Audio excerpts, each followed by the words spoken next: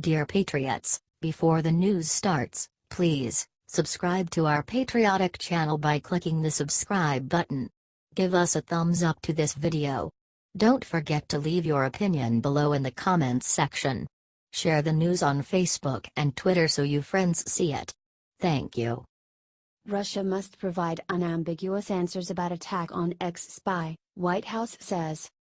President Donald Trump and Theresa May of Britain say that Russian officials must provide unambiguous answers about the attempted murder of a former spy in southern England, according to a White House readout of a call between the two leaders released on Tuesday. The White House said that Trump expressed his solidarity with May during a call on Tuesday and that he vowed to provide any assistance the United Kingdom requests for its investigation of the nerve agent attack on Sergei Skripal, a former Russian spy, and his daughter that took place in Salisbury last week.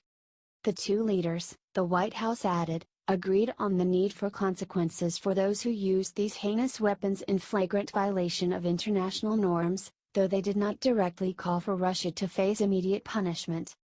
May on Monday called it highly likely that the Kremlin was behind the attempted murder of Skripal, a former Russian double agent. Russian officials have called for British officials to give them access to case materials so they can conduct their own analysis. The Russian Foreign Ministry said on Tuesday in a statement that they will not respond to London's ultimatum until the Russian side is provided with samples of a chemical substance referred to by the British investigation.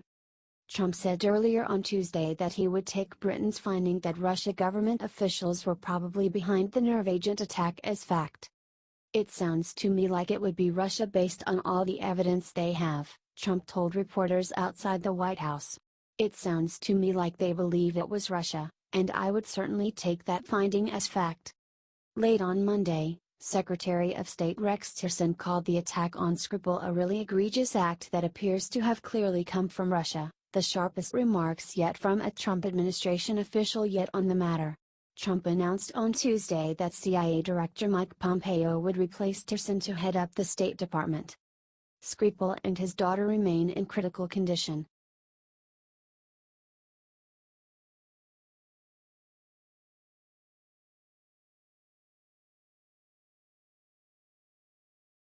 Trump stuns Capitol Hill with Tillerson firing. President Donald Trump has disrupted Capitol Hill once again. Trump's sudden firing Tuesday morning of Secretary of State Rex Tillerson stunned lawmakers in both parties, even those who thought they had gotten used to the president's frenetic style. There was no heads-up from the White House that Tillerson's ouster was coming. Senior Republicans thought Trump and Tillerson had achieved a decent working relationship in recent months, although there was clearly no love for the former ExxonMobil CEO coming from the Oval Office. It's the latest reminder that Trump has his own plans, and the rest of the party is just going to have to deal with it, no matter how awkward the timing. GOP congressional leaders are focused on finishing work on the massive spending bill to keep the government running for the rest of the fiscal year and then hope to turn to the battle for control of Congress. But the looming confirmation process for Trump's new nominees ensures that senators will instead spend weeks publicly debating his policies on Russia, Iran, and North Korea, as well as reliving previous fights over terror detainees and allegations of torture by the CIA. "It adds to our workload, that's for sure," said Senate Majority Whip John Cornyn, Republican Texas. "I don't view it as a problem. It's just business that we have to take care of." Cornyn and Senate Majority Leader Mitch McConnell, RCI, are already pushing for a quick confirmation of CIA Director Mike Pompeo to succeed Tillerson. Trump has tapped Gina Haspel, the deputy CIA director, to succeed Pompeo. Haspel's role in a hugely controversial CIA interrogation program will be a key part of her confirmation hearing. If confirmed, she would be the first woman to hold that post. The spectacle of Tillerson being fired via Twitter. Tillerson himself said he didn't speak to Trump until 3 hours after the president tweeted about it, was too much for many Democrats, who view Trump's Washington as an unending series of scandals, missteps and controversies with no cohesive rhyme or rhythm. If there is a method to Trump's madness, Democrats don't see it. President Trump has demonstrated yet again that he is the commander in chaos, said Senator Robert Menendez of New Jersey, who, as the top Democrat on the Senate Foreign Relations Committee, will play a key role in Pompeo's confirmation hearings.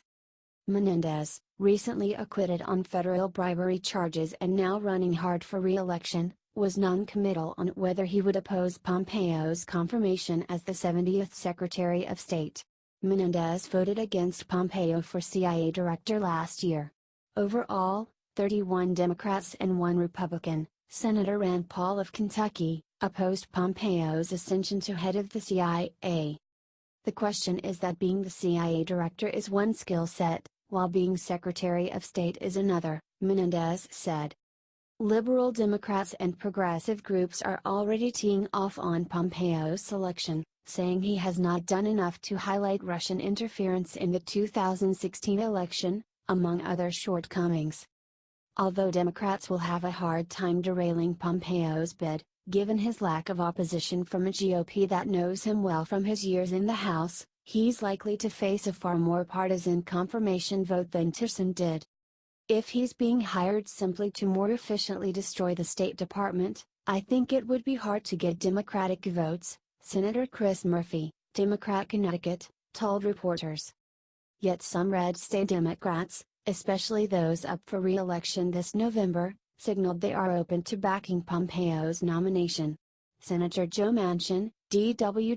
Virginia, noted that he voted for Pompeo for CIA director and said he has had good interactions with him as an Intelligence Committee member. He's been straightforward, Manchin said. He comes in there, he's well received, and he's very candid. Hasbro is coming under intense criticism from Democrats over her role in overseeing the agency's interrogation program for terror detainees, including allegedly destroying videotapes of the interrogations of 2 suspects. Ms. Haspel's background makes her unsuitable to serve as CIA director, Senator Ron Wyden, D.O.R., said in a statement. Her nomination must include total transparency about this background, which I called for more than a year ago when she was appointed deputy director. If Ms. Haspel seeks to serve at the highest levels of U.S. intelligence, the government can no longer cover up disturbing facts from her past. However, Senator Dianne Feinstein, Democrat California, who oversaw an Intelligence Committee report on the CIA's interrogation program, said she has not ruled out voting for Haspel. I think it's something that can't be forgotten.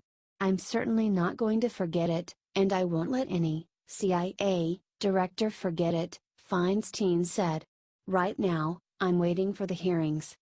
Senate Foreign Relations Committee Chairman Bob Corker, Republican Tennessee, who has had his own love-hate relationship with Trump, said he was given no warning on Teresa's firing, despite the fact that he talked to the president on Friday. I found out about it the way I find out about a lot of things, from you all, Corker told reporters. I had felt to a degree there had been a reprieve of some kind, in the Trump-Teresa relationship, since about the 1st of December, relative to how they were working together. This president is very entrepreneurial the way he goes about things, it's understandable there would be differences there. Teresa had been scheduled to appear before the Foreign Relations Committee on Thursday to discuss the State Department's fiscal 2019 budget request. Corker, who was close to Teresa, didn't say whether he'd support Pompeo, although it would be astonishing if Senate Republicans don't back his nomination. I don't know Pompeo very well. I know his background, our lanes have just not crossed, Corker added. He's gonna come over later this week, and we'll sit down and talk some. Teresa may not have been loved by Trump, who could never seem to get used to his style, but Teresa definitely had his supporters on Capitol Hill. Teresa liked process, and that's something lawmakers understand at a deep level. I like Rex Tillerson. I think he did a very good job, said Senator Orrin Hatch, Republican Utah. But it was clear the chemistry wasn't there with the president. And I don't know that using the word fired is right. I think it's a mutual decision.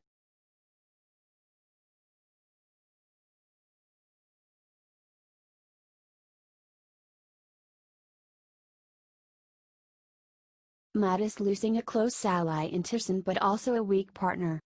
The loss of one of his closest allies may give Defense Secretary Jim Mattis a strengthened relationship with President Donald Trump.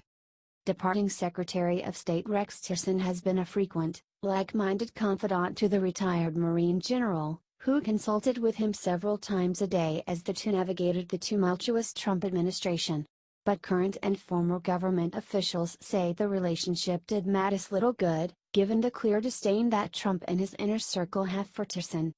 In Tillerson's place, Trump has chosen CIA Director Mike Pompeo, who's already developed a reputation as a powerful force.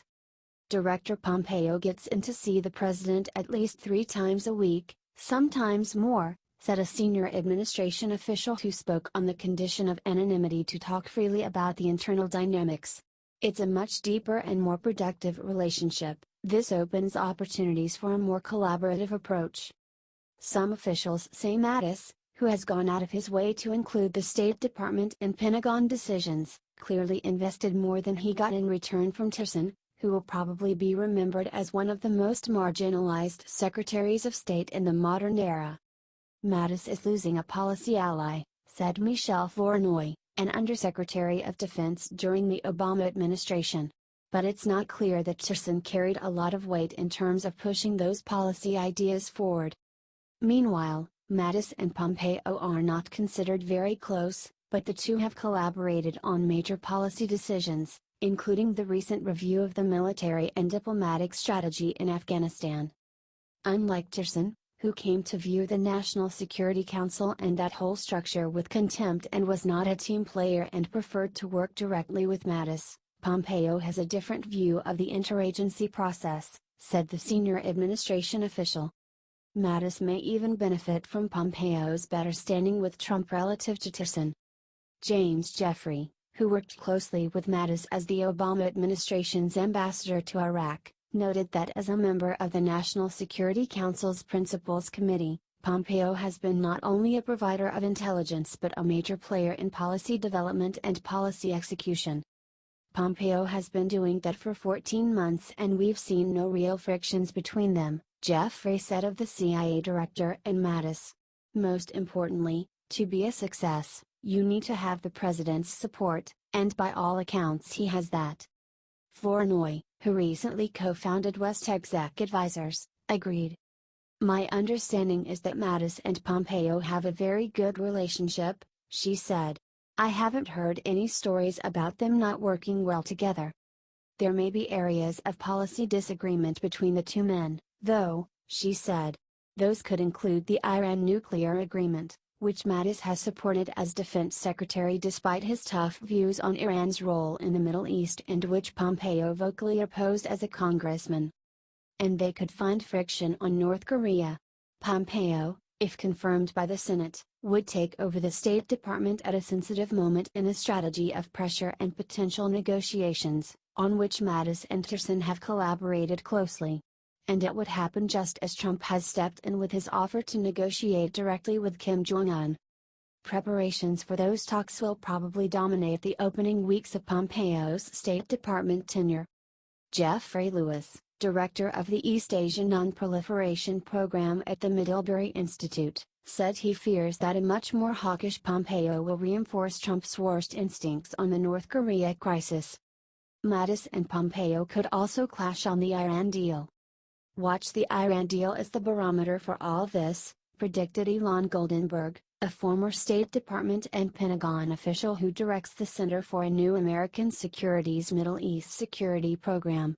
Is Pompeo going to encourage the president to walk away from the nuclear deal, or is he going to wind up where Mattis and Tillerson have ended up, in the position of we don't like the agreement but we have to preserve it? Goldenberg added, if he argues for staying in the deal, he might have a lot more weight with Trump than Tillerson did. But he might be much more likely to recommend walking away from it.